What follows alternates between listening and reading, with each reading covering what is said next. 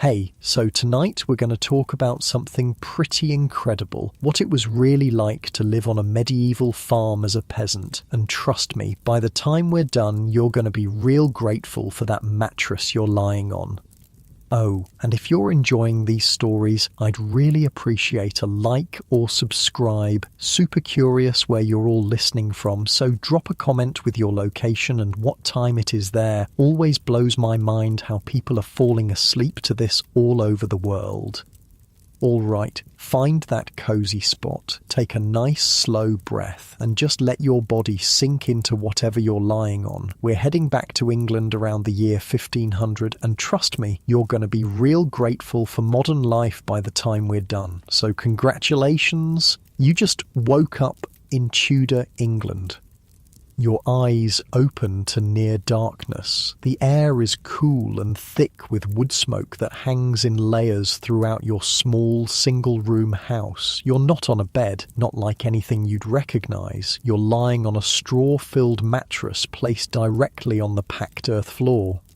The straw pokes through the rough linen casing, scratching at your skin through your simple nightshirt. Your back aches from the uneven surface. Around you, the rest of your family stirs, your father and mother, your 3 siblings, all crowded into this tiny space. The youngest, just 4 years old, snuggles against your mother for warmth. Your older brother is already up, stoking the small fire in the centre of the room. There's no chimney, just a hole in the thatch roof that sometimes works to draw the smoke upward. Most of it just hangs in the air. You've lived with it so long you barely notice anymore. Good news, it's spring in England, so the bitter cold of winter has passed. Bad news, spring means it's time for the hardest work of the year to begin. Outside, a cockerel crows, announcing the dawn. The sound is joined by the gentle lowing of your family's cow and the snuffling of pigs from the animal pen attached to one end of your house. That's right, in Tudor England your animals often shared your living space, or at least lived right next door. The heat from their bodies helped keep the house warm in winter. The smell? Well, that was just part of life. Up, your father says. There's ploughing to be done. You rub the sleep from your eyes and sit up. Your legs are stiff from yesterday's labour. As a peasant farmer in 1500, there's no such thing as a weekend, no paid vacation, no sick leave. There's just work, sunrise to sunset, with only Sundays off for church. And even then, after church, there were still animals to tend. The floor beneath your bare feet is cold and slightly damp. Your mother is already at the fire, stirring a pot of pottage, a thick porridge made from whatever vegetables and grains were available. Today it's mostly barley with a few dried peas thrown in. If you're lucky, there might be a small piece of salted pork for flavour. Meat is precious, saved for special occasions or used sparingly to add taste to otherwise bland meals. You pull on your clothes, the same ones you wore yesterday and the day before that. A simple linen shirt, woolen hose for your legs held up by a cord tied around your waist, and a woolen tunic that reaches to your knees. The wool is scratchy against your skin, nothing like the soft fabrics we're used to today. It was probably sheared from your own sheep, spun into thread by your mother and sisters during the long winter evenings, and woven on a neighbour's loom in exchange for some of your family's barley. Eat quickly, your mother says, handing you a wooden bowl of steaming pottage. Your father needs help with the oxen. You gulp down the hot, bland mixture, scooping it up with a piece of dark bread left over from yesterday's baking. The bread is hard and starting to go stale. But that's normal. Fresh bread is a luxury, baked perhaps once a week in the communal oven that serves your entire village. Outside, the morning air is fresh and cool. Dew clings to the grass, and the first rays of sunlight are just beginning to peek over the distant hills. Your village is small, maybe 30 households clustered around a central green with the parish church at one end. Beyond the houses lie the fields, vast open spaces divided into strips. Some belong to your family, some to your neighbours, and a good portion to the local monastery that owns much of the land in your area. Your father is already in the small barn attached to your house, harnessing the oxen. These animals are incredibly valuable, the medieval equivalent of a tractor. Without them, ploughing would be nearly impossible, but most peasant families couldn't afford a full team of oxen on their own. So your father shares his two with another family, and together they have enough animals to pull the heavy wooden plough through the tough soil. Take the lead, your father says, handing you a stick. Your job is to walk in front of the oxen, guiding them in a straight line while your father handles the plough behind. It's harder than it sounds. Oxen are stubborn creatures, and if they decide to veer off course, there's not much your 11-year-old frame can do about it. The wooden yoke settles over the oxen's shoulders. It's a simple device, but ingenious, designed to distribute the weight of the plough across the animal's powerful shoulders rather than their necks, allowing them to pull with their full strength. As you lead the animals out to the field, you pass other villagers beginning their day. A woman draws water from the communal well. 2 young girls drive geese toward the village pond. An old man repairs the wattle fence around his garden plot. Everyone has a task, a role to play in this tightly knit community where survival depends on cooperation. Your family's main field lies about a quarter-mile from the village. It's not a single large plot like modern farms, but a collection of strips scattered across the 3 great open fields that surround the village. This strange arrangement is the result of the open field system that dominates English agriculture in 1500. We'll start with the barley field today, your father says. This refers to one of the 3 large fields that encircle your village. In the 3-field system, one field grows wheat or rye planted last autumn. Another grows spring crops like barley or oats, which you're planting now, and the third lies fallow, empty, giving the soil a chance to recover its fertility. You reach your first strip in the spring field. It's long and narrow, about an acre in size, roughly the area that could be ploughed in one day. On either side are the strips belonging to your neighbours. The whole field looks like a giant patchwork quilt with dozens of strips running side by side. Ready? Your father asks, positioning the plough at the edge of the field. You nod, raising your stick to guide the oxen.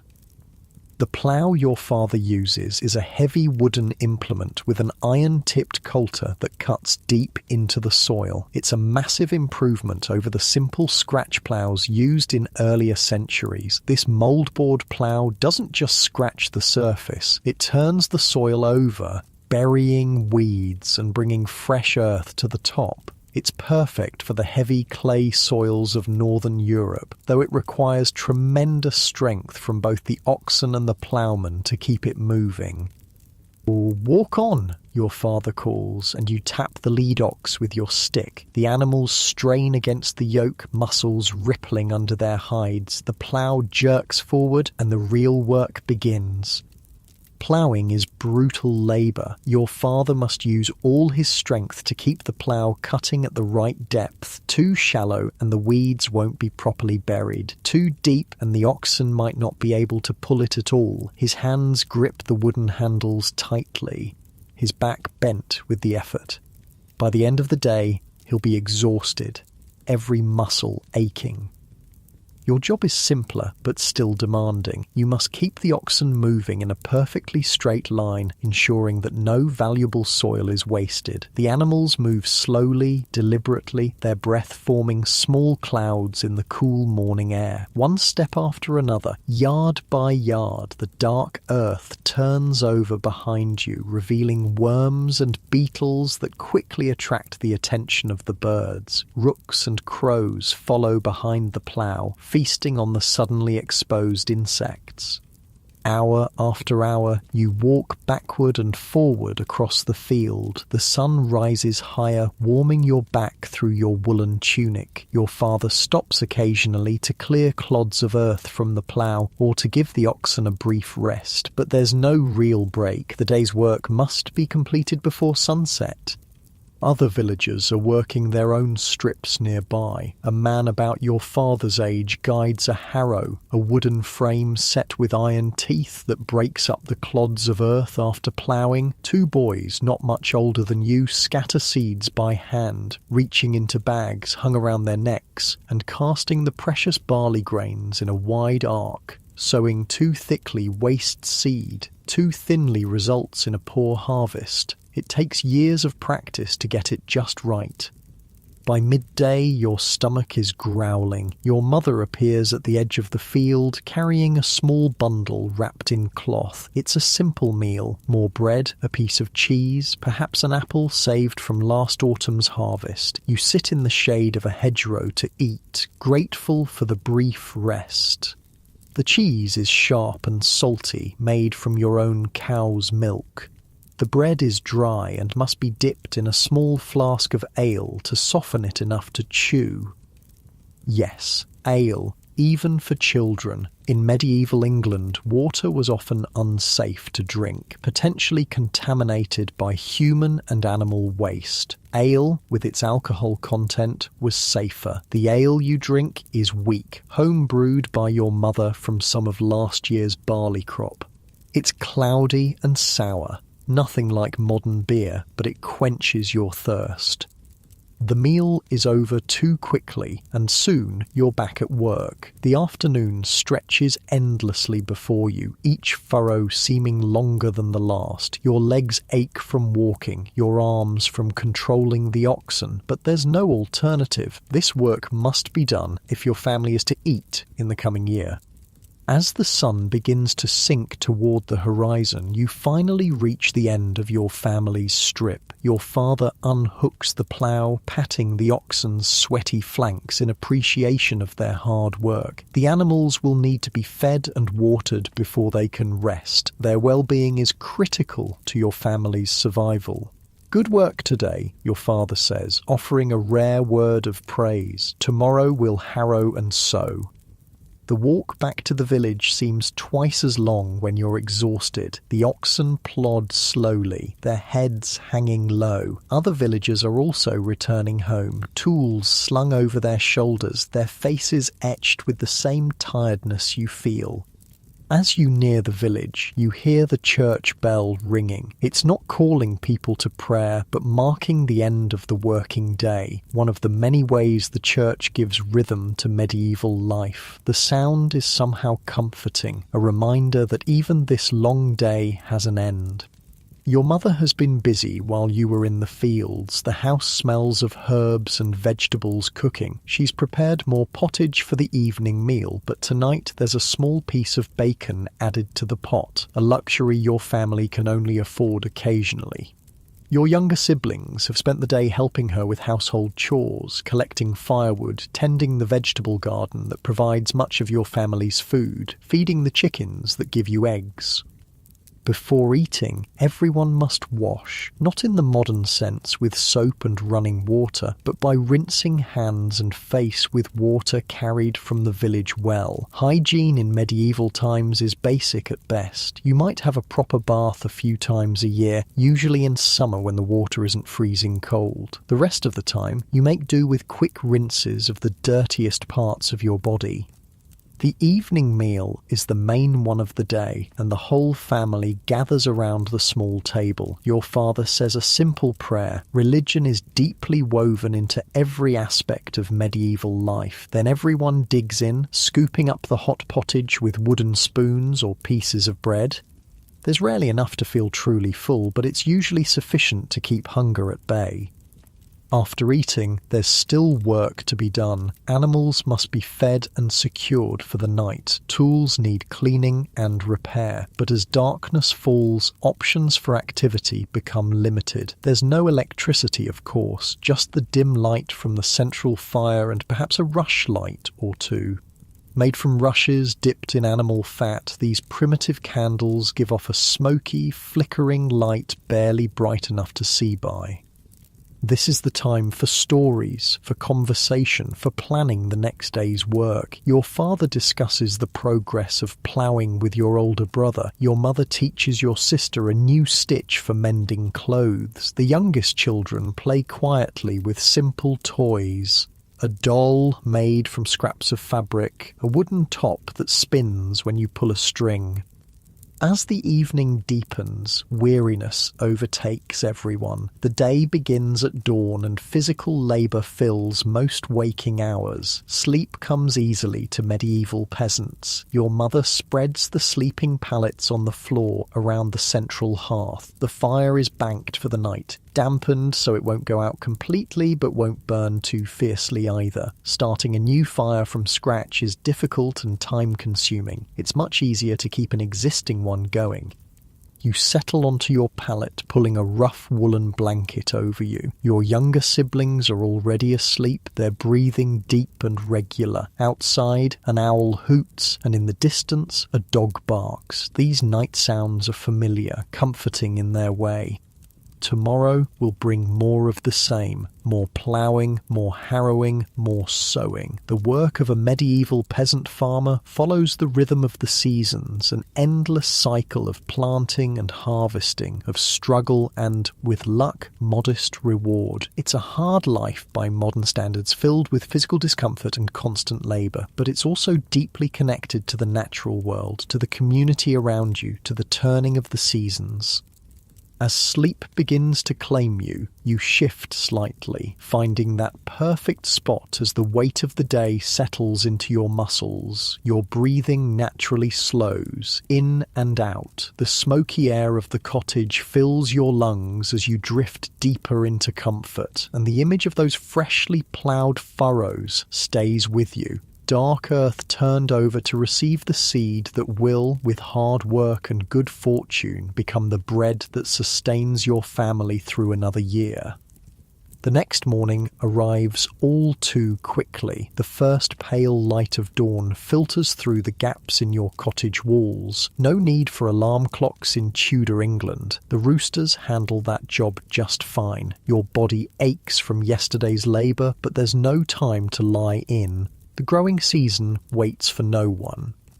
Your father is already up, stoking the fire that's been carefully smouldering all night. Letting it go out completely would be a disaster. Striking a new flame with flint and steel is time-consuming and tricky. Better to keep a fire alive continuously, banking it down at night so it doesn't consume too much precious fuel.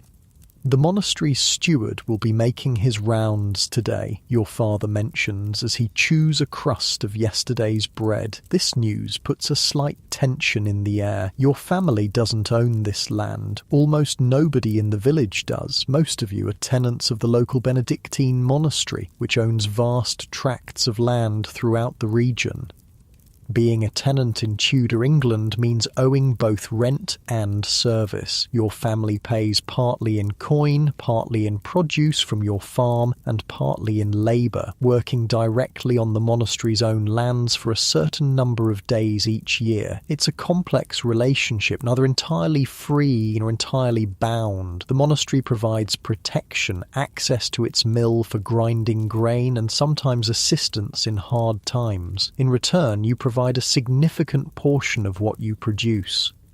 The steward is the monastery's representative, the man who collects the rents, inspects the fields, and makes sure the tenants are maintaining their properties properly. He's not a monk himself, but a layman employed to handle the worldly affairs of the abbey. He can be fair or harsh, depending on his character and the policies of his employers.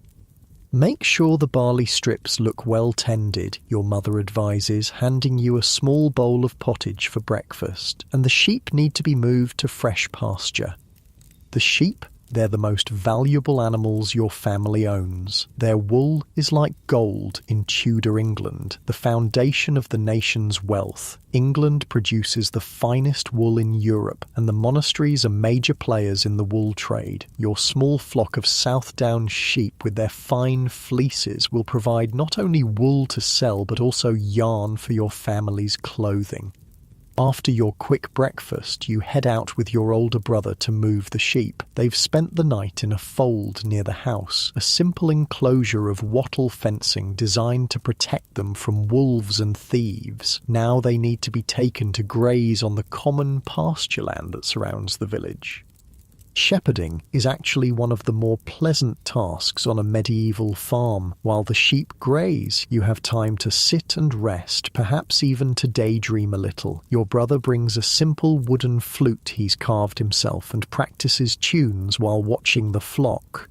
Music is one of the few recreations available to peasant families. Simple instruments, folk songs passed down through generations, dances at village festivals.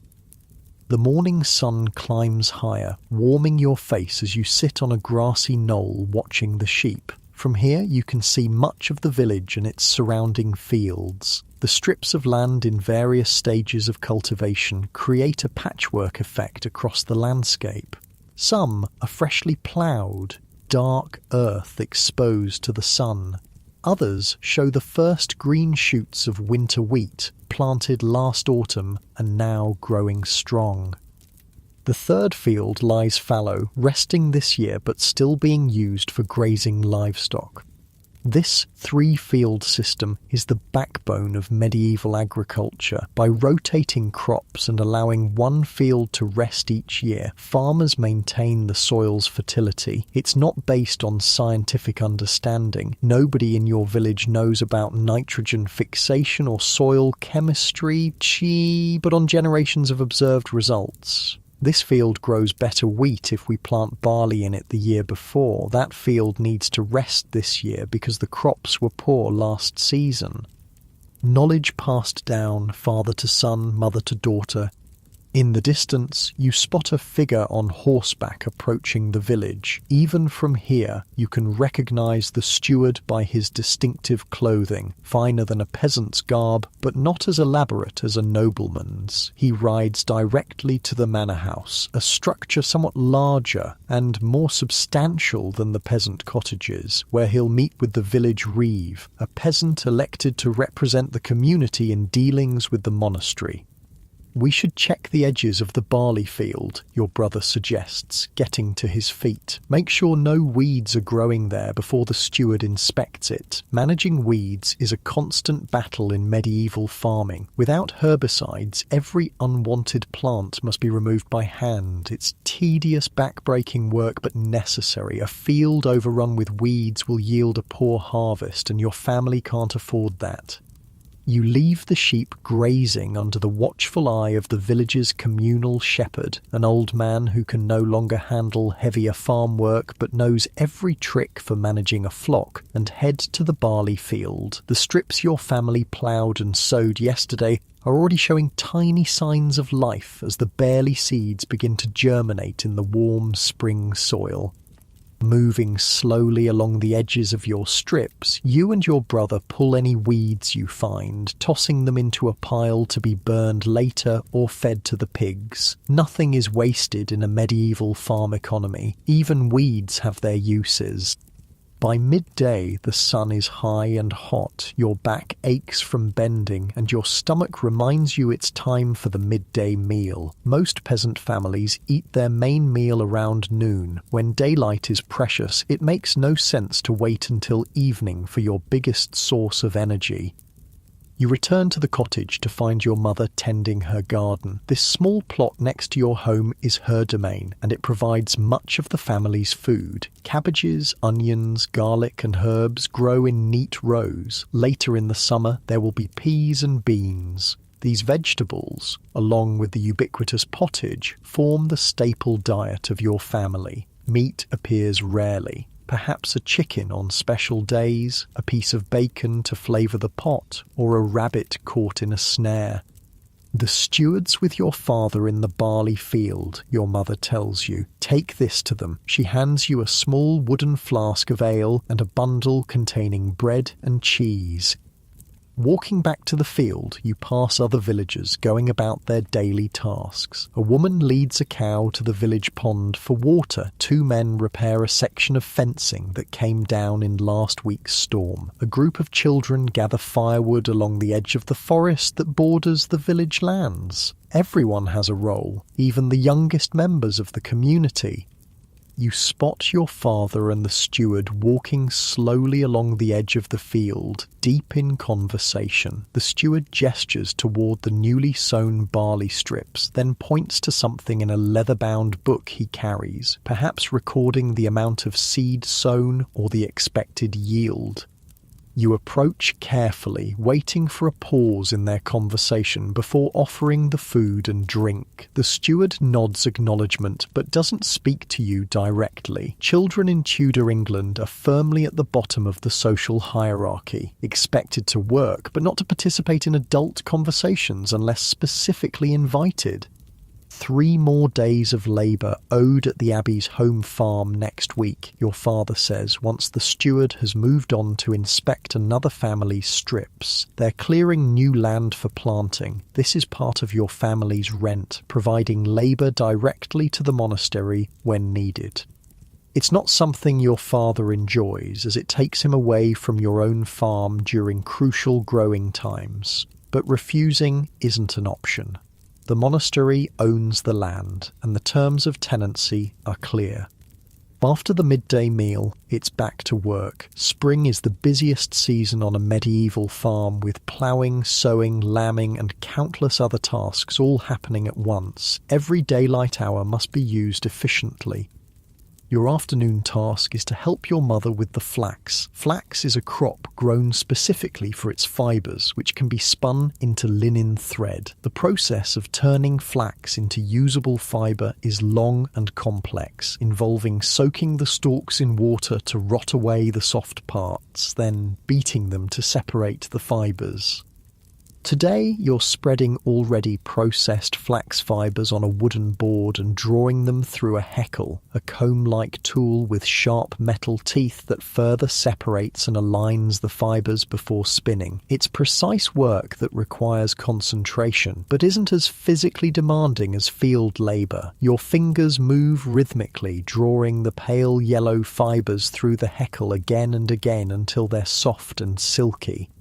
As you work, your mother spins already processed fibres into thread using a drop spindle, a simple stick with a weighted whirl at the bottom that spins like a top as it hangs from the developing thread. The spinning wheel exists in 1500, but is still a relatively expensive tool that many peasant families can't afford. The drop spindle is older technology, slower but effective in skilled hands.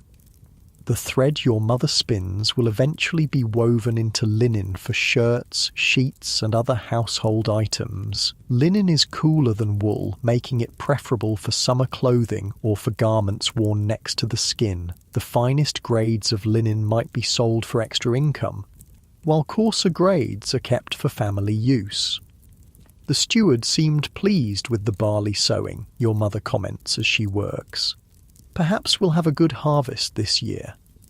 A good harvest means survival. A poor one means hunger. It's as simple as that in the precarious economy of a medieval farm. One bad season can wipe out the small surplus a family might have built up over years of careful management. 2 bad seasons in a row can mean starvation. Father says we owe 3 days at the Abbey's home farm next week, you tell her.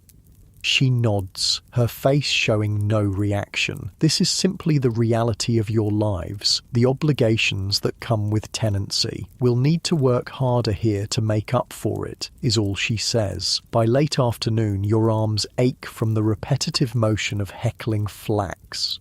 Your mother sets aside her spindle and begins preparations for the evening meal. The pot hanging over the central hearth needs attention, more vegetables added, the fire built up to bring it to a simmer. Your younger siblings return from their day's tasks, gathering firewood, helping to tend the community's geese, running errands for neighbours. Each has contributed in their own way to the family's survival. In a medieval peasant household, everyone works from the time they can walk until the day they die. Childhood, as a protected time of play and education, is a luxury that won't exist for centuries. As the sun begins to sink toward the horizon, your father and older brother return from the fields. They've spent the afternoon continuing the ploughing, working on another of your family's scattered strips. Their faces are weathered from constant exposure to the elements, their hands calloused from years of gripping tools. They move with the slow, deliberate gait of men who have pushed their bodies to the limit of endurance day after day. The evening meal is similar to breakfast and lunch. More pottage, more bread. But tonight there's a surprise. Your youngest sister proudly produces a handful of wild strawberries she found growing at the edge of the forest. They're tiny compared to modern cultivated varieties, but intensely flavourful. Divided among the family members, each person gets just 2 or 3 berries, a rare sweet treat in a diet dominated by grains and vegetables. After eating, your father checks his tools by the fading daylight. The iron tip of the plough needs attention, a slight bend that must be straightened by the village blacksmith. Iron tools are precious in medieval England, representing a significant investment for a peasant family. They're passed down through generations, repaired rather than replaced whenever possible.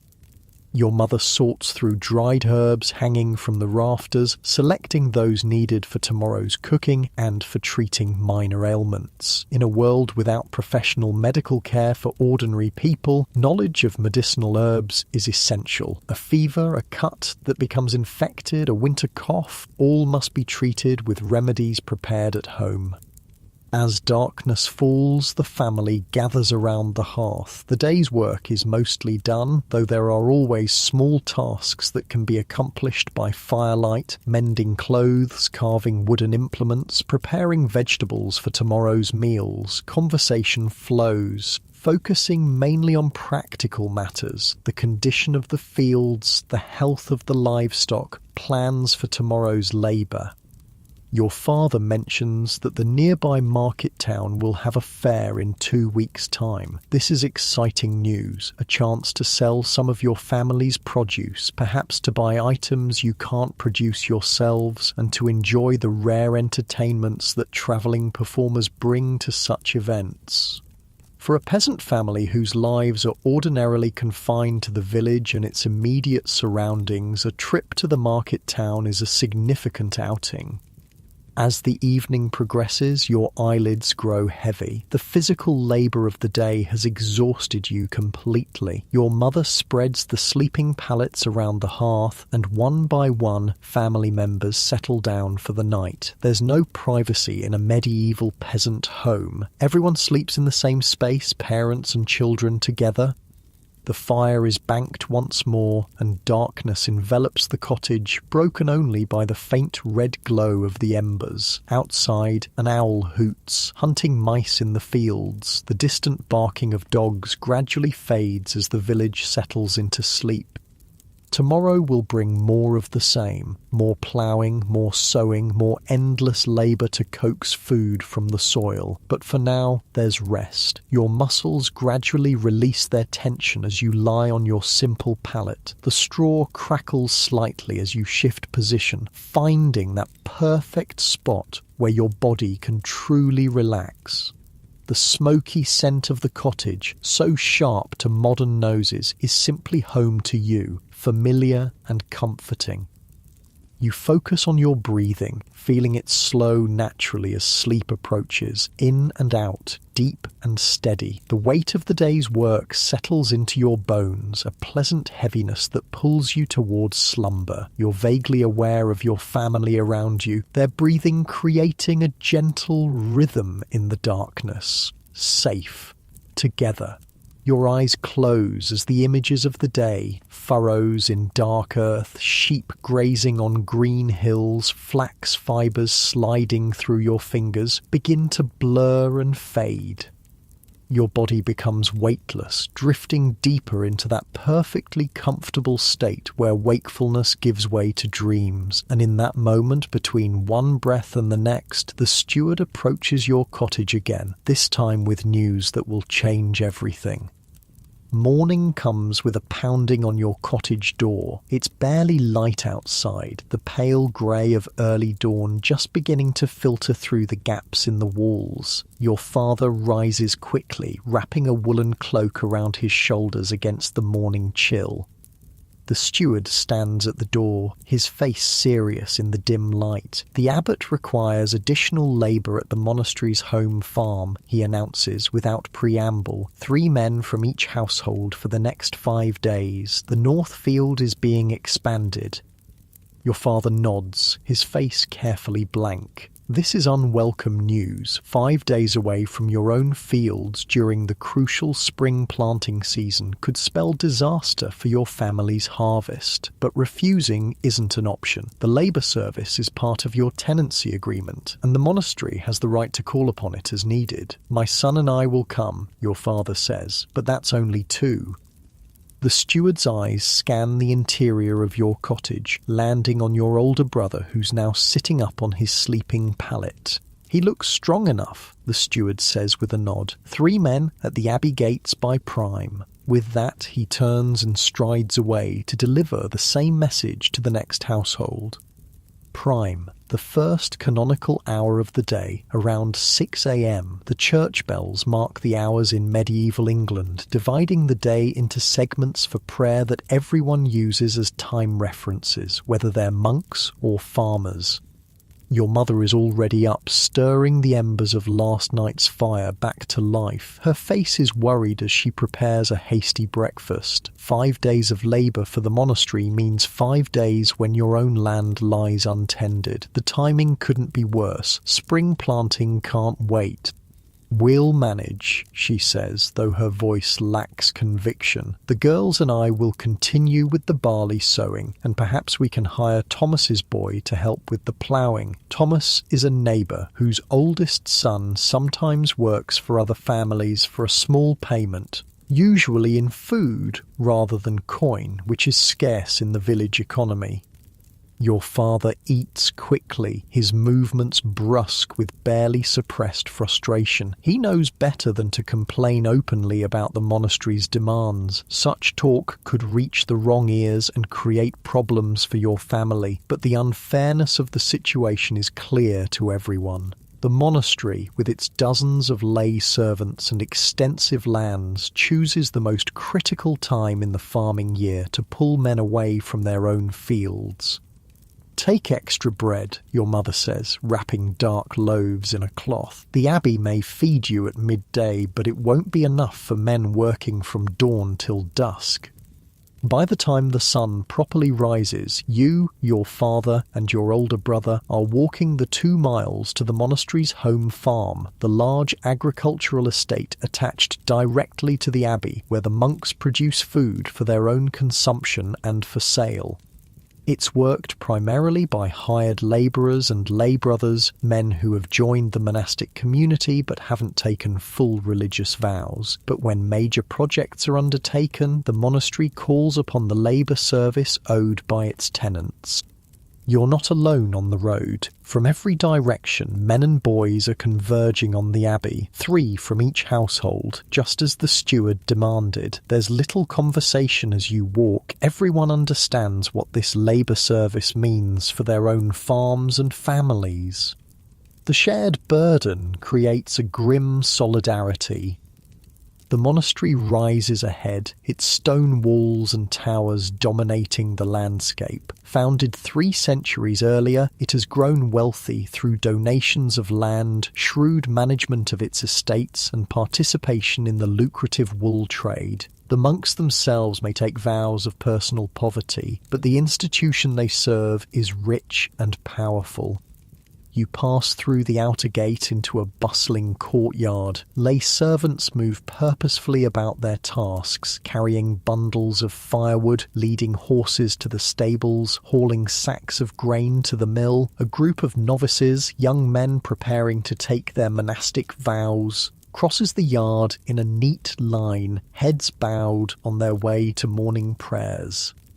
A lay brother directs you and the other arriving workers to the home farm, which lies just beyond the monastery walls. Here, the ordered tranquility of the monastic enclosure gives way to the familiar sights and sounds of agricultural labour. Fields stretch to the horizon, some already green with growing crops, others freshly ploughed. Barns and storehouses stand in neat rows. Cattle graze in enclosed pastures. It's like your village, but on a much larger scale and with considerably more resources. The monastery's bailiff, the official in charge of the home farm, is a stern-faced man with a wooden tally stick in his hand. He records each worker's name on the tally as they arrive, making small notches in the wood with a knife. These tallies serve as records of labour service rendered, ensuring that each tenant family fulfills its obligations. "You three, to the north field," he says when your father gives your family name. Brother Oswald is overseeing the clearing work. The north field turns out to be less a field than a section of woodland in the process of being converted to arable land. This is back-breaking work, felling trees, grubbing out stumps, removing rocks and boulders. It's the kind of labour that requires many hands working together, which explains why the monastery has called in its tenants. Brother Oswald, a stocky man with a weather-beaten face despite his religious vocation, assigns tasks with brisk efficiency. Your father is put to work with an axe, joining a team of men felling smaller trees. Your brother joins a group using heavy iron-tipped pikes to lever stumps from the ground. You, being younger and less strong, are assigned to the brush-clearing detail, using a billhook to cut away undergrowth and small saplings. The work is relentless. Brother Oswald allows brief breaks for water drawn from a nearby stream, but otherwise expects continuous labour. The monastery's bell tower is visible in the distance, and each time it rings the hours, you count in your head, measuring the passage of time until you can return home. By midday, your arms ache from the constant swinging of the billhook. Blisters have formed on your palms despite the calluses built up from years of farm work. Around you, men grunt with effort as they attack stumps and trees. The sound of axes biting into wood creates a steady rhythm punctuated by the crash of falling timber. As the bells ring for sext, the 6th hour, around noon, Brother Oswald calls a halt for the midday meal. The monastery provides bread and ale for the workers, but it's plain fare, coarser bread than what most families bake at home, and ale so weak it's barely worth the name. Your father was right to bring extra food from home. You sit in the shade of a half-felled oak, chewing on bread and a piece of hard cheese, watching as Brother Oswald moves among the workers, checking progress and making notes on a small wax tablet. He's a lay brother rather than a full monk, evident from his practical work clothes rather than the full religious habit, but he carries himself with the authority granted by the monastery. They say the abbot's building a new granary. A man sitting nearby comments quietly, twice the size of the old one, expecting good harvests for years to come, apparently. Your father grunts non-committally. Speculation about the monastery's plans is interesting, but potentially dangerous. Better to keep your head down, do the work required, and return to your own fields as soon as possible. The afternoon brings more of the same, cutting, clearing, hauling. The cleared area gradually expands as dozens of men labour together. It's impressive how quickly the landscape changes under the assault of so many hands, but you can't help wondering how many family fields are lying untended while this work progresses. As the sun begins to sink toward the horizon, Brother Oswald finally calls a halt. Return at prime tomorrow, he instructs. The work continues. The walk home seems twice as long when your body aches from head to toe. Your father and brother move with the same stiff-legged gait as you, muscles protesting after a day of unusual labour. Clearing woodland requires different movements, different strengths than the familiar work of ploughing and sowing. You arrive home to find your mother and sisters still in the fields. They've managed to sow another strip of barley, working with hand tools since they lack the strength to handle the plough and oxen alone. It's slow work, and their progress is modest compared to what could have been accomplished with the men present, but it's something. "How bad is it?" your father asks, surveying their work.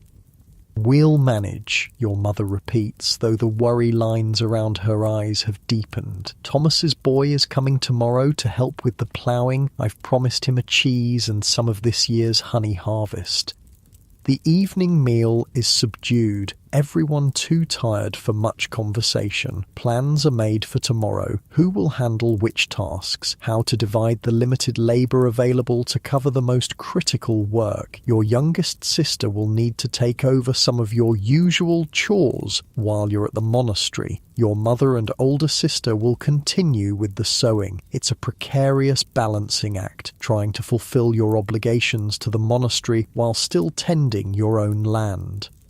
Sleep comes quickly that night, your exhausted body surrendering to unconsciousness almost as soon as you lie down. The next day brings a repeat of the first, the long walk to the monastery at dawn, the relentless labour of clearing land, the weary return at dusk, and the next day, and the next. By the fifth and final day of your required service, the north field has been transformed. What was dense woodland is now a rough cleared space ready for the final preparation before planting. Stumps have been grubbed out, undergrowth cleared, the larger trees felled and cut into manageable lengths for use as building timber or firewood. Nothing is wasted in the monastery's efficient economy. Brother Oswald seems satisfied with the progress. The abbot will be pleased, he tells the assembled workers as he dismisses them for the last time. Your service is complete for now. For now, the words hang in the air, a reminder that the monastery can call upon your labour again whenever it chooses. But at least this particular obligation has been fulfilled, and you can return full-time to your own farm. The walk home on that final day has a different energy. Despite the physical exhaustion, there's a sense of relief among the men from your village. Conversation flows more freely, touching on what needs to be done in the neglected home fields, how much catching up is required. "We'll need to work double time for the next week," your father says. "The barley must all be sown before the next full moon if we're to have a decent harvest." The following morning brings the luxury of waking in your own home with a full day to devote to your family's land. Your mother has managed remarkably well during your absence, organising the women and younger children to continue essential tasks. But there's no denying that 5 days of male labour have been lost at a critical time. Your father hitches the oxen to the plough with a renewed sense of urgency. There's no time to waste. The weather is favourable now, but spring in England is notoriously changeable. Rain could delay planting further, and every day counts when growing seasons are short. For the next week, you work from first light until you can no longer see the ground in front of you. The entire family functions as a single unit, each person taking on whatever tasks they can handle. Your younger siblings help with weeding and carrying seed. Your mother and sister sow in the furrows your father creates with the plough. Your older brother harrows the sown fields to cover the precious seed. You move between tasks as needed, filling in wherever an extra pair of hands can speed the work. The three-field system that shapes medieval agriculture means that your family's land is scattered across the village fields. Some strips lie fallow this year, resting to regain fertility. Others contain winter wheat, planted last autumn and now growing strongly. The remaining strips must be sown with spring crops, primarily barley, but also peas, beans and oats. Each crop has its own requirements, its own timing, its own techniques for planting and tending. By the end of the week, you've nearly caught up to where you should be in the agricultural calendar. The barley is sown, the peas are in the ground, and preparations are underway for planting vegetables in the small garden plot beside your cottage. The rhythm of farm life has been disrupted by the monastery's demands, but not fatally so. On Sunday, work pauses for church. Even in the busiest farming seasons, the Sabbath must be observed. The entire village gathers in the small parish church where the priest, himself paid by the monastery, leads the Latin Mass. Few peasants understand the words, but the rituals are familiar and comforting, marking the passage of weeks and seasons. After church, there's a rare opportunity for the community to gather without labour. Men discuss the condition of the fields and the prospects for harvest. Women exchange news and advice on household matters. Children play simple games in the churchyard. For a few hours, the relentless pressure of agricultural work eases, allowing for human connection beyond the immediate family.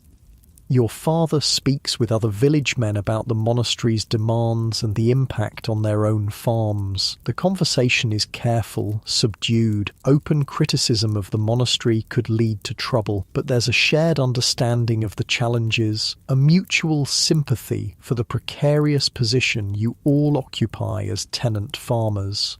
Martin's family is struggling, one man mentions quietly. His wife fell ill while he was at the north field clearing. The barley's barely half sown. Your father nods thoughtfully. We could spare a day this week. Between us all, we might get his strips planted. This is how medieval village communities survive, through mutual support when individual families face crisis. Next month or next year, it might be your family needing help, and the obligation would be repaid. It's an informal system of insurance against disaster in a world where formal safety nets don't exist. As the brief respite of Sunday afternoon draws to a close, you find yourself sitting on the grassy bank beside the village pond, watching ducks paddle across the surface. The sun is warm on your face, the first real hint of summer approaching. For a moment, you can almost forget the constant labour, the precarious existence, the subordination to the monastery's demands. Your younger sister finds you there and sits beside you, her small hand slipping into yours. Mother says it's time to check the beehives, she says after a moment of companionable silence.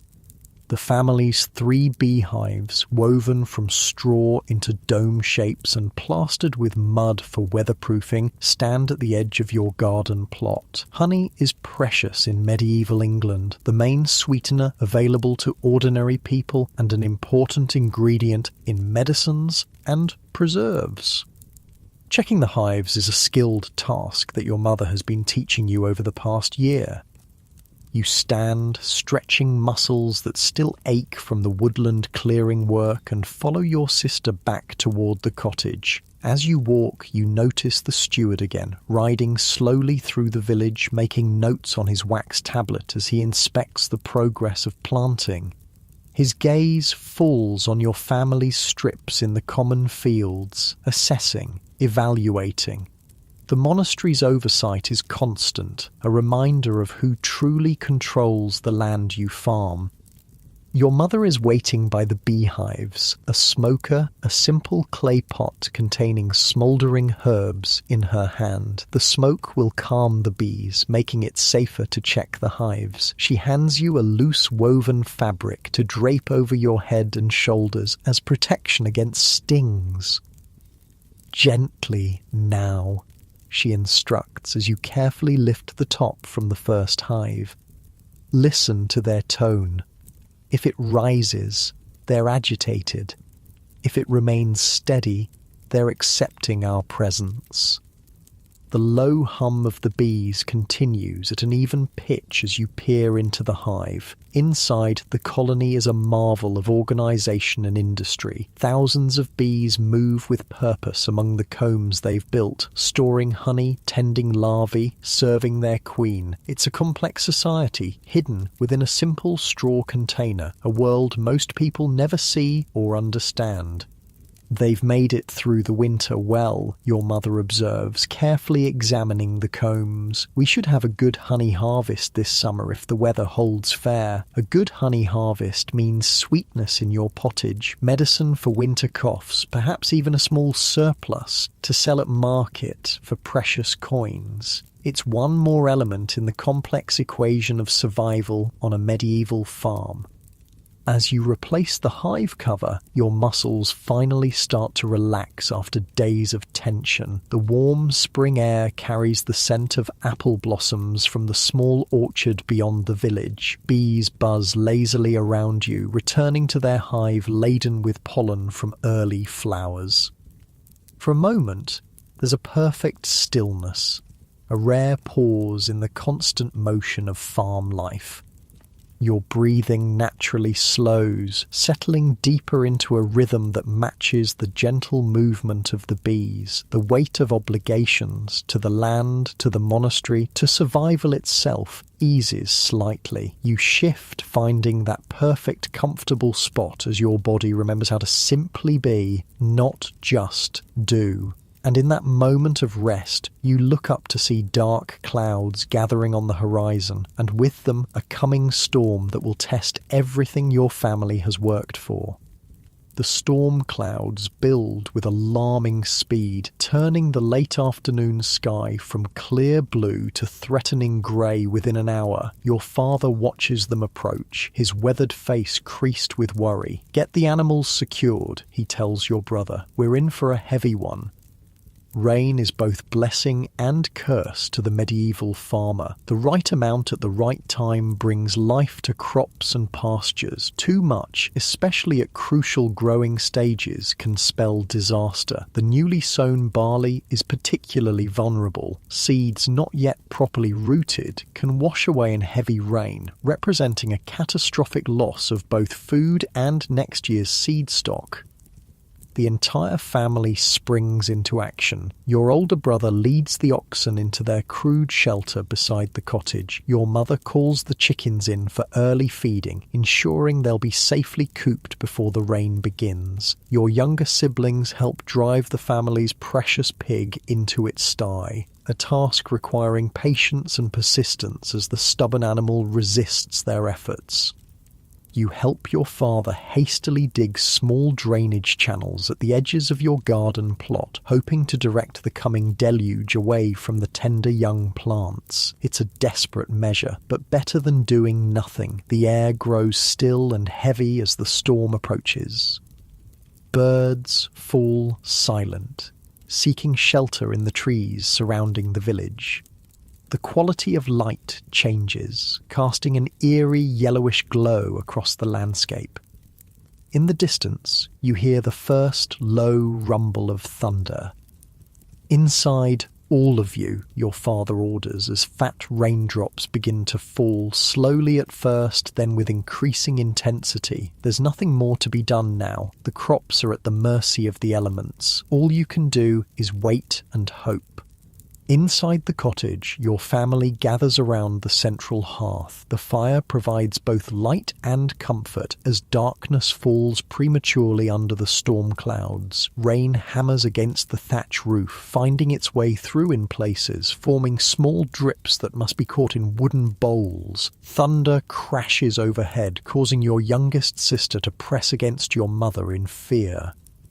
"It's just God moving his furniture," your mother tells her with a smile, repeating an old folk saying meant to make storms less frightening to children. But the adults exchange worried glances as the rain intensifies. This is more than a passing shower. It's a deluge that could undo days of careful work in the fields. After the delay caused by labour service at the monastery, your family can ill afford further setbacks to spring planting. The storm rages for hours, finally easing around midnight. By then, everyone is asleep except your father, who sits by the dying fire, listening to the gradual lessening of rain on the thatch. Occasionally, he rises to check the bowls catching leaks, emptying them outside the door when they fill. Morning reveals the damage. Your family's carefully sown barley strips lie underwater in places, small pools forming in the lowest parts of the field. Seeds that should be safely covered with a layer of soil are now exposed, some washed away entirely. The drainage furrows between strips have become streams, carrying precious topsoil away. Your father surveys the scene in silence, calculating losses, adjusting plans. The resilience of the medieval farmer isn't a matter of choice, but of necessity. There's no insurance, no government assistance, no modern safety net. When disaster strikes, you adapt or you starve. We'll need more seed, he finally says, and we'll have to replough the worst affected areas. Where will we get more seed? Your mother asks. The family's reserves are already depleted from the spring sowing. I'll speak with the reeve, your father replies. Perhaps the village seed store can spare some. If not, he doesn't finish the thought. If not, your family faces a leaner year ahead with less food and less surplus to sell or to plant next season. The village reeve, the peasant elected to manage communal resources and represent the community to the monastery, is sympathetic but can offer little help. Many families face similar losses from the storm. The village seed store, maintained precisely for such emergencies, is already stretched thin. I can spare you a quarter bushel, the reeve tells your father. No more, others need help too. It's something, but not enough. Your father thanks him anyway, accepting what's offered while mentally recalculating what can be planted and where. Some strips may have to be abandoned entirely this season, left to grow whatever weeds will take hold. It's a bitter decision for a farmer to make, but but practicality demands focus on what can be saved. The next week is a blur of frantic activity. Every member of the family works from dawn until dusk, salvaging what can be saved from the storm's damage. The worst affected strips are reploughed, the remaining seed carefully distributed to cover as much ground as possible. Areas that can't be replanted are reluctantly abandoned, though your father marks them for extra manuring in the autumn, hoping to boost fertility for next year's planting. Throughout the village, similar scenes play out as each family responds to the storm's impact on their lands. It's a reminder of the vulnerability of medieval agriculture to weather events beyond human control. A single storm, a late frost, an early drought, any of these can mean the difference between sufficiency and hunger. Yet amid the hardship, the tight-knit nature of the village community reveals itself. Families with surplus seed share with those most affected. Labour is exchanged freely, with neighbours helping each other repair storm damage. The wealthier peasants, those with larger holdings or specialised skills that bring in extra income, contribute more to those in need, knowing that next time they might be the ones requiring assistance. By the end of the week, the immediate crisis has passed. Most fields have been salvaged in some fashion, though yields will certainly be lower than hoped. Life on the medieval farm returns to its normal rhythm of endless tasks, each dictated by the season and the needs of crops and animals. As May progresses, the days grow longer and warmer. The winter-sown wheat in your family's strips is growing strongly now, the tender green shoots transforming into sturdier stalks. The salvaged barley is also establishing itself, though the stands are thinner than they should be. In the small garden beside your cottage, vegetables are thriving under your mother's careful tending. Cabbages, onions, leeks and peas that will diversify your family's diet through summer and autumn. Your father turns his attention to the family's small orchard, just 6 apple trees and 2 pears growing at the edge of one field strip. The trees are in full bloom now, their white and pink blossoms attracting bees from your hives. A good fruit harvest in the autumn will provide not only fresh eating but also dried fruit for winter and cider that keeps when fresh water might be questionable. "The blossom's heavy this year," he observes, examining the trees. "If the weather holds fair, we should have a good crop." These small compensations, a promising fruit blossom, healthy vegetable seedlings, thriving beehives, help balance the disappointment of the storm-damaged grain fields. Medieval farming is always a calculation of gains and losses, a constant adjustment to conditions beyond control. Your daily routine settles back into its seasonal pattern. Mornings begin at dawn with animal care, feeding chickens, milking the family cow, checking on sheep now grazing in the fallow field. Then comes work appropriate to the season, weeding the growing crops, maintaining drainage ditches, repairing fences and tools. Afternoons might bring specialized tasks, your mother and sisters spinning wool or flax, your father and brother crafting new handles for worn-out tools, you helping with whatever needs an extra pair of hands. Food preparation is a constant activity. With no refrigeration, most meals must be prepared from scratch using whatever is available and in season. Your mother bakes bread once or twice a week in the communal village oven, paying a small fee to the monastery, which owns it. The family's staple pottage bubbles almost continuously in the pot hanging over the central hearth, ingredients added and removed as they cook, creating a perpetually evolving meal. Clean water is a precious commodity. The village well provides drinking water, carried home in wooden buckets, a task often assigned to children. But the well is some distance from your cottage, so water is used sparingly. Washing is minimal by modern standards. Hands and face daily, perhaps, but full body washing is rare. Clothing is worn until visibly dirty, then washed infrequently in the stream that runs through the village using homemade lye soap that's harsh on both fabrics and skin. As spring advances towards summer, new tasks emerge. The sheep must be sheared, a specialized skill that some villagers perform better than others. Your neighbor Thomas is known for his fast, clean shearing that gets the maximum wool without nicking the animal's skin.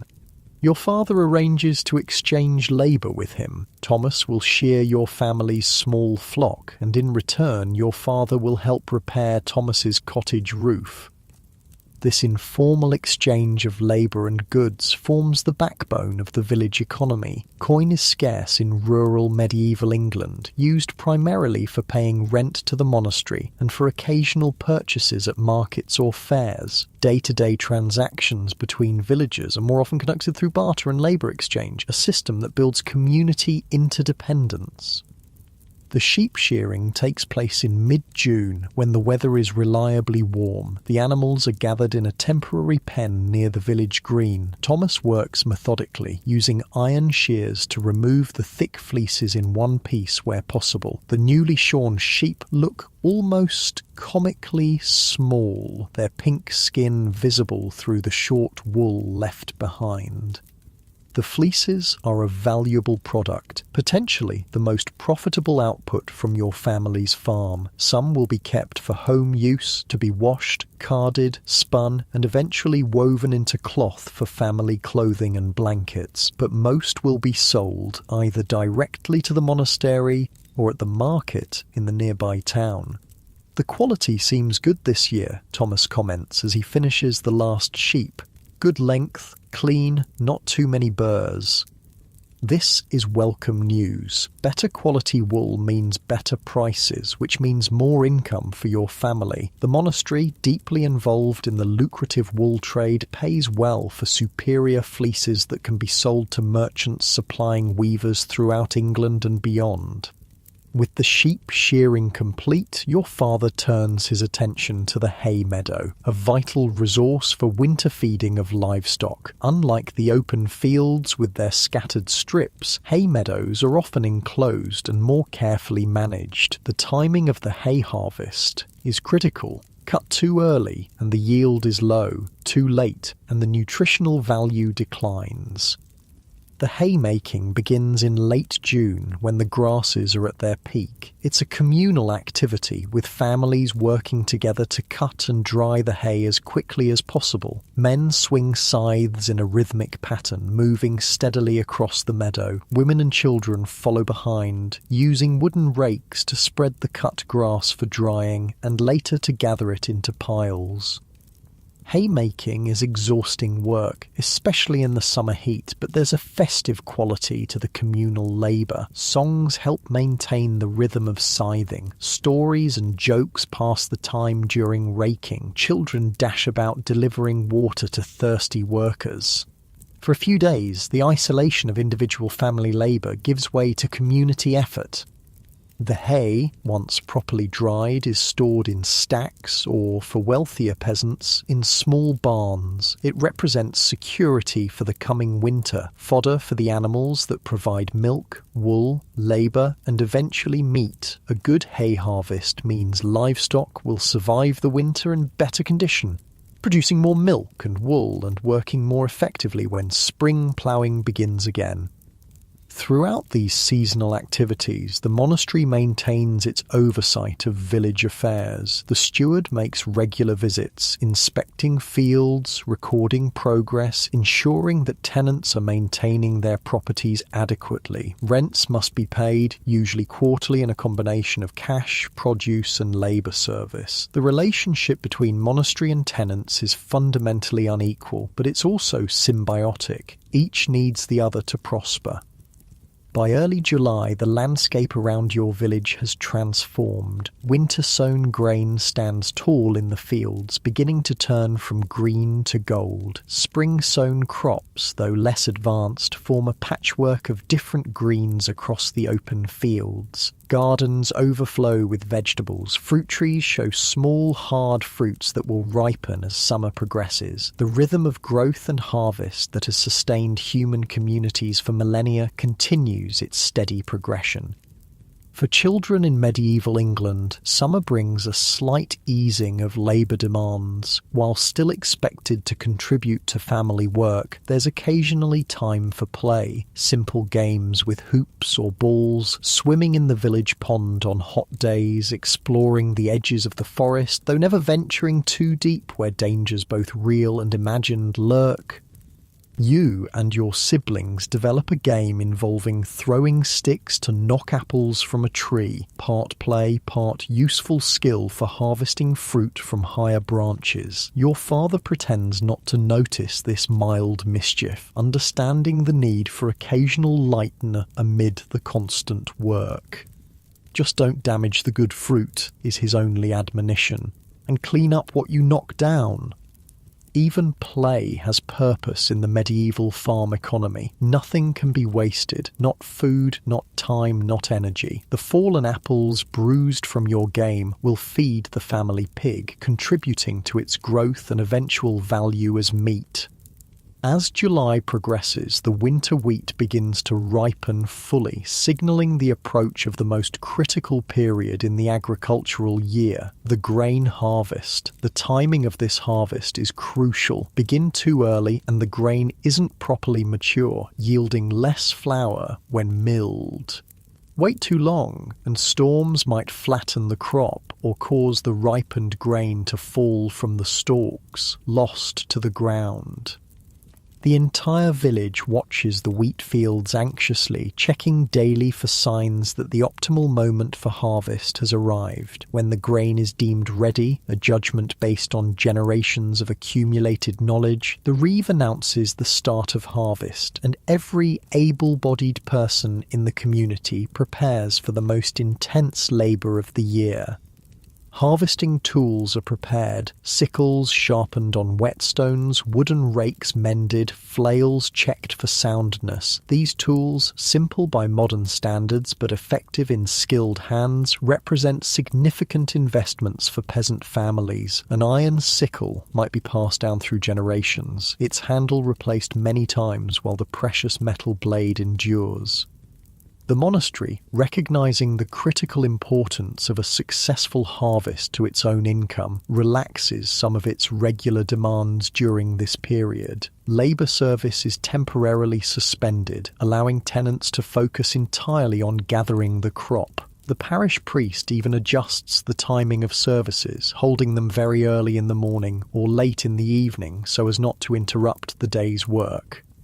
The evening before harvest begins, your family gathers around the hearth for a simple ritual. Your father places his sickle beside the fire, not close enough to damage the wooden handle, but near enough for the metal to warm slightly. Your mother sprinkles a few grains from last year's seed stock into the flames, murmuring a traditional prayer for abundance. It's a practice that blends Christian faith with older customs, seeking divine blessing on the crucial work ahead. As you prepare for sleep that night, your body is already anticipating the demands of tomorrow. Harvest is the ultimate test of endurance for the medieval farmer. Days of constant bending, cutting, gathering, binding from dawn until dusk, with only brief breaks for food and water. Children as young as 7 or 8 participate according to their abilities, everyone understanding that their winter survival depends on gathering every possible grain. You stretch out on your sleeping pallet, feeling the familiar scratch of the straw-filled mattress against your skin. The summer night is warm, requiring only a thin linen sheet for covering. Around you, your family settles into sleep, conserving energy for the challenges ahead. Outside, a gentle breeze rustles through the ripened wheat, creating a soft, whispering sound. An owl calls from the direction of the forest, its haunting cry floating through the darkness. These night sounds are the soundtrack of rural medieval life, unchanging through generations. You shift a bit, finding that perfect spot as your muscles release the day's tension. Your breathing naturally slows, settling into a rhythm that matches the quiet ebb and flow of the night air through the cottage. Getting comfortable? Better. And in your mind's eye, you see the golden wheat fields waiting for tomorrow's harvest, shimmering in the summer sun like a treasure more precious than gold. Dawn breaks with a chorus of roosters from across the village. Today is no ordinary day. It's the first day of harvest, perhaps the most important moment in the medieval farming year. Success or failure in the next few weeks will determine whether your family eats well during the coming winter or faces the gnawing pain of hunger. You wake instantly, the weight of importance already pressing on your young shoulders. Around you, your family stirs with unusual quickness. No lingering on sleeping pallets today, no slow transition from sleep to wakefulness. Every minute of daylight is precious during harvest. Your mother has risen even earlier than usual, preparing a hearty breakfast, porridge enriched with the last of the honey from last year's hives, and bread spread with a thin layer of precious butter from your cow's milk. Harvest requires energy, and this morning's meal's as generous as your family's resources allow. Eat well, your father says, passing you an extra piece of bread. We won't stop again until midday. Outside, the village is already alive with activity despite the early hour. Families gather their harvesting tools, sickles for cutting the grain, wooden rakes for gathering it, baskets and sheets for carrying. Children run errands, bringing water to those heading to the fields, checking that animals are secured for the day. The collective energy is focused entirely on the enormous task ahead. The reeve moves from house to house, organising the harvest according to long-established custom. Each family will first harvest their own strips in the common fields, but once that's complete, all will work together to bring in the portion of the crop that belongs to the monastery as rent. This arrangement ensures that no family's harvest is neglected while they work on the monastery's lands. "Weather looks fair," the reeve comments as he reaches your cottage. "If it holds, we might finish the wheat in 5 days. 5 days of intense labour from dawn to dusk, every back bent to the task, every hand blistered from gripping tools. But the alternative, rain that flattens the ripened grain or causes it to sprout in the field, is unthinkable." As your family walks to your first wheat strip, the rising sun casts a golden glow across the fields. The wheat stands tall and proud, heavy heads nodding slightly in the gentle morning breeze. It's a beautiful sight, the culmination of months of care and worry, of ploughing and sowing and weeding. Now comes the moment of truth, gathering the precious grain that will become your daily bread. Your father takes position at the edge of the strip, sickle in hand. He grasps a handful of wheat stalks with his left hand and sweeps the sickle with his right, cutting the stalks about halfway up their length. The movement is practiced, efficient, the result of years of experience. Each cut produces a handful of grain-heavy stalks that he lays carefully on the ground behind him. Your mother follows, gathering the cut stalks into bundles that she ties with twisted strands of the wheat itself. These sheaves are then stood upright in groups of 8 or 10, leaning against each other to form small teepee-like structures that allow air to circulate, helping to dry the grain further before it's transported to the threshing floor. Your job, along with your siblings, is to gather any stalks or fallen grain heads that the adults miss. Nothing can be wasted. Each kernel represents food for the winter ahead or seed for next year's planting. You move carefully through the stubble, sharp eyes scanning for golden heads of grain lying on the ground. The sun climbs higher as the morning progresses. Your back begins to ache from constant bending. The initial excitement of harvest gives way to the reality of monotonous, physically demanding labour. Yet there's no question of stopping. The entire village is engaged in the same essential task, each family working their strips, the sound of sickles cutting through stalks creating a rhythmic backdrop to the occasional calls and conversations.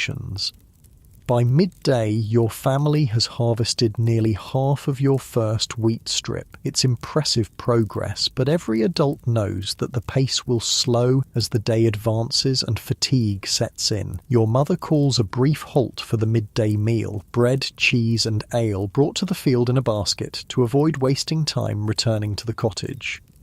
You sit in the narrow strip of shade provided by the standing wheat, grateful for the momentary rest. Around you, other families are doing the same, small clusters of people gathered at the edges of their strips, talking quietly as they eat. Despite the exhaustion, there's a sense of satisfaction in visible progress, the growing number of sheaves standing in neat formations across the harvested portions of the field. "The grain looks good," your father observes, examining a wheat head picked from a nearby stalk. "Full and heavy, should mill well. Quality matters as much as quantity. Well-formed grain yields more flour when ground at the mill. It also makes better seed for next year's planting." Your father sets aside particularly good-looking sheaves, specifically for seed, marking them with a twist of straw so they won't be mixed with the general harvest. The brief respite ends too soon. Back to work, the afternoon stretching ahead like the wheat itself, seemingly endless rows that must be cut, gathered and bound before you can rest again. The sun beats down, increasing the challenge. Sweat soaks through your simple linen shirt and your throat grows parched despite regular sips from the water skin passed among family members. But you keep going, one stalk at a time, one sheaf at a time, 1 hour at a time. This is the reality of medieval harvest, an all-consuming physical ordeal that must be endured because the alternative is unthinkable. No harvest means no food, and no food means suffering or worse in the months ahead. As the sun begins its descent toward the horizon, your father finally calls a halt to the day's work. Your family's first wheat strip is completely harvested, neat rows of sheaves standing where grain waved in the morning breeze. It's a visible accomplishment, a tangible reward for the day's labour. The walk back to the village is slow, everyone's movements stiff from hours of repetitive bending and cutting, yet there's little time to rest. Animals need feeding, the evening meal must be prepared, and tools require cleaning and sharpening for tomorrow's continuation of the harvest. After a simple supper, more pottage, more bread, perhaps with a bit of bacon added to the pot for extra strength, your father sharpens the family's sickles by lamplight. The metal blade must be kept keen for efficient cutting, reducing the effort needed from already tired arms and backs. Sleep comes quickly that night, your body surrendering to exhaustion almost before your head touches the pallet. But dawn will bring another day just like this one, and another after that, until the entire wheat crop is safely harvested. The next few days follow the same pattern, rising at dawn, working until dusk, falling into bed exhausted only to rise and do it all again. Your family moves from one strip to the next, harvesting your scattered holdings across the common fields. The weather remains favourable, warm and dry, ideal for bringing in the grain. By the 5th day, as the Reeve predicted, the village has harvested most of its wheat crop. Now comes the next phase, threshing and winnowing to separate the valuable grain from the straw and chaff. This work is less weather dependent than cutting, so it can be spread over a longer period, interspersed with harvesting the later ripening crops like barley and oats. Threshing takes place on a special threshing floor, a flat area of hard-packed earth or sometimes wooden planking where the dried sheaves are laid out. Workers use flails, 2 wooden sticks connected by a short length of leather, to beat the grain heads, knocking the kernels free from their husks. It's noisy, dusty work. The rhythmic thwack thwack thwack of flails echoes across the village as each family processes their harvest. Children often help by turning the grain on the threshing floor, ensuring that all sides of the sheaves receive the flail's attention. Smaller children might be tasked with keeping chickens away. The birds are attracted to the scattered grain but would make a mess of the carefully organised process. After threshing comes winnowing, separating the lighter chaff from the heavier grain kernels. This is done by tossing the threshed mixture into the air on a breezy day, allowing the wind to blow away the chaff while the heavier grain falls back onto sheets spread below. It's a skill requiring judgment and experience. Too strong a wind might blow away some grain, too weak and the chaff remains mixed in. Throughout these processes, the monastery's representatives monitor progress. The steward makes regular appearances, sometimes accompanied by the cellarer, the monk responsible for the abbey's food supplies. They estimate yields, calculate the portion due as rent, ensure that the grain is properly processed. Their presence is a constant reminder of the economic relationship that shapes village life. As August advances, the grain harvest continues with barley and oats, followed by peas and beans from the spring planting. Each crop has its own requirements, its own timing, its own processing methods. The work is relentless, but it's also purposeful, directly connected to survival in a way that modern people rarely experience. By the end of August, the bulk of the harvest is complete. The fields stand golden stubbled in the late summer sun, a far cry from their lush green appearance just weeks earlier. Now comes the accounting, measuring the grain, setting aside seed for next year, calculating how much remains for food after the monastery's portion is paid. For your family, this year's harvest is adequate but not abundant. The storm damage to the barley crop reduced your overall yield, and the wheat, while good quality, produced slightly less than hoped. You'll have enough to meet your basic needs: flour for daily bread, seed for next planting, some surplus to sell for necessities you can't produce yourselves. But there will be little extra for comforts or emergencies. This is the typical state for most peasant families in medieval England, existing on the edge of sufficiency, vulnerable to any disruption of the agricultural cycle. A single bad harvest can deplete reserves built up over years of careful management. 2 bad harvests in succession can mean genuine hunger. 3 might mean starvation. Yet, despite this precariousness, there's a moment of celebration when the harvest is finally complete. The village holds a harvest feast, not lavish by modern standards, but more generous than everyday fare. Each family contributes something to the communal meal. There's fresh bread made from the new grain, roasted geese, apples from early ripening trees, perhaps even ale brewed with special care for the occasion. The monastery, understanding the importance of maintaining good relations with its tenants, often provides something special. Wine from its cellars, perhaps, or honey cakes prepared by the abbey's bakers. The priest blesses the gathered food and offers prayers of thanksgiving for the completed harvest. This feast marks a brief pause between the intense labour of harvest and the autumn work still to come, ploughing the stubble fields for winter planting, gathering fruit from the orchards, slaughtering surplus livestock that can't be fed through the winter. Medieval farm life offers few true holidays, but harvest completion is one moment when the community allows itself to exhale collectively. As summer transitions to autumn, the rhythm of farm work shifts. Days grow shorter, limiting the hours available for outdoor labour. The weather becomes more unpredictable, with fog and rain more frequent. The urgency of harvest gives way to the steady pace of preparation for winter. Your family turns attention to the garden plot beside your cottage, harvesting the last vegetables that will be stored for winter use. Some, like cabbages, will be preserved by salting or pickling. Root vegetables might be stored in cool, dry conditions. Herbs are hung to dry from the cottage rafters, providing both flavour for winter meals and remedies for common ailments.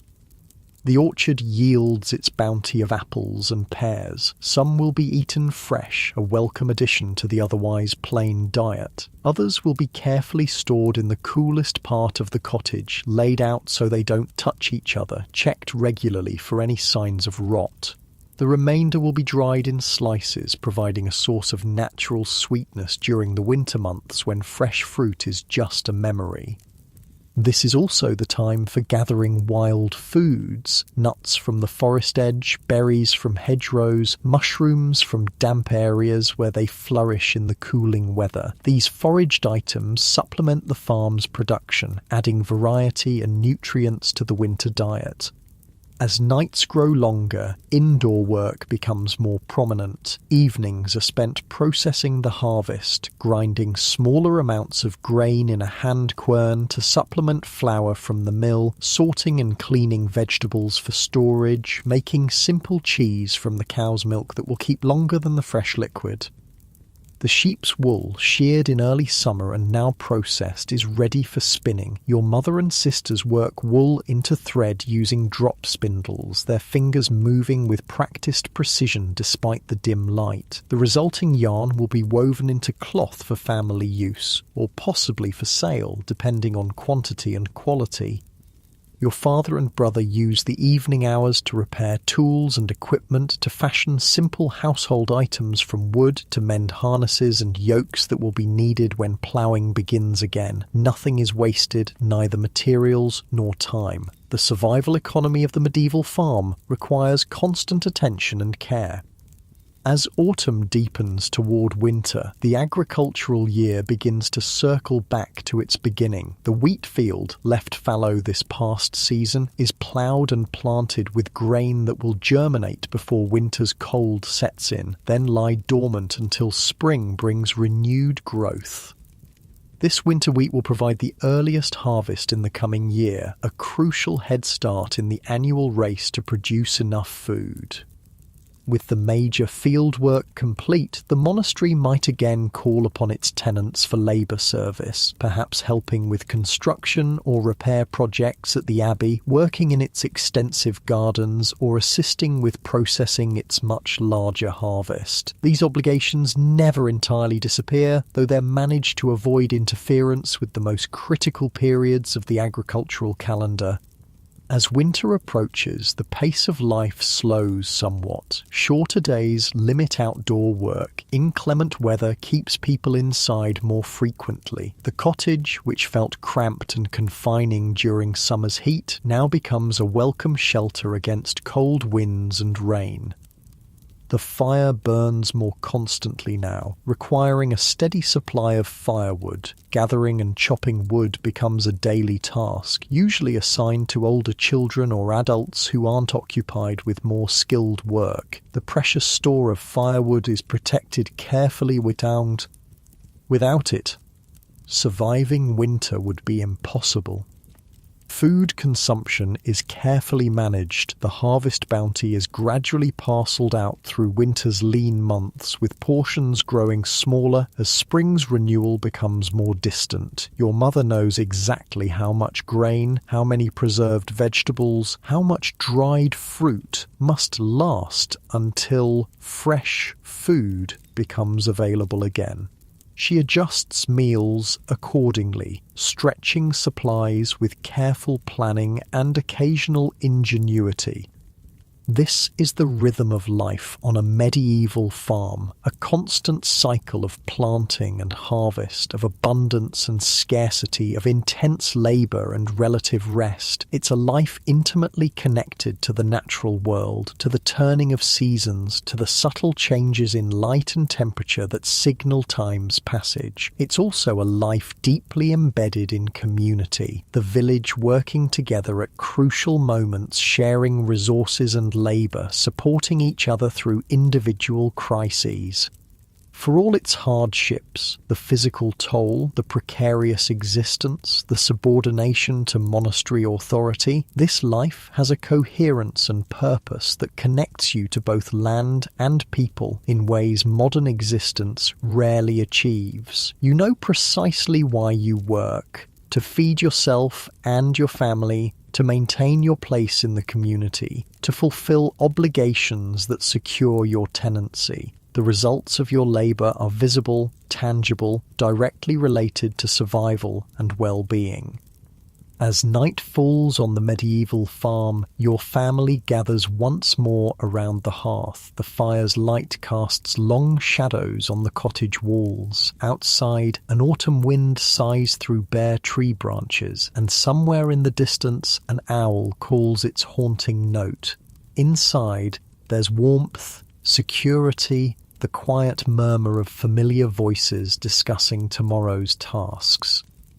You settle onto your sleeping pallet, pulling a woolen blanket over you against the growing chill of autumn nights. Your body relaxes, releasing the day's tensions, sinking deeper into the simple comfort of rest after honest labour. Your breathing slows naturally, finding its own gentle rhythm. Your eyelids grow heavy as the fire's light flickers across the cottage ceiling. Images from the year's cycle drift through your mind, ploughing fresh furrows in spring soil, sheep grazing on green hillsides, golden wheat rippling in summer breezes, apples hanging ripe and red in the orchard. These are the landscapes of your existence, the familiar territories of the medieval farm that forms your world. Sleep approaches, wrapping around you like a warm embrace. Your muscles release completely. Your thoughts grow hazy and distant. The sounds of your family settling for the night fade into a pleasant background murmur. The weight of your body seems to dissolve as you drift deeper into that peaceful place between wakefulness and dreams.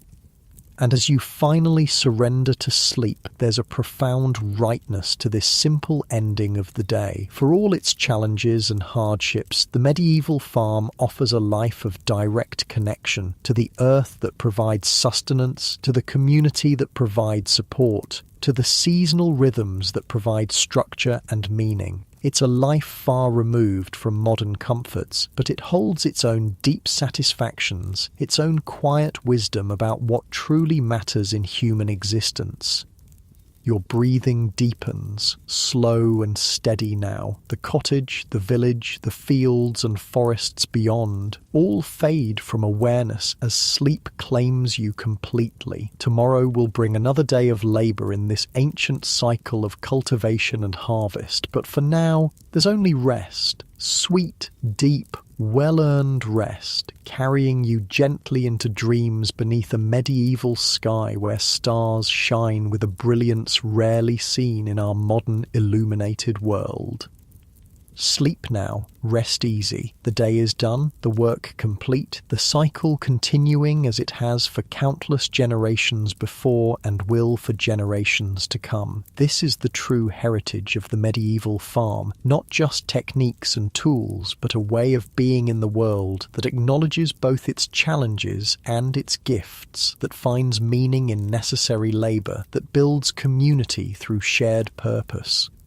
Drift now, deeper and deeper into peaceful sleep, as the medieval farm and all who work its soil have done since time immemorial.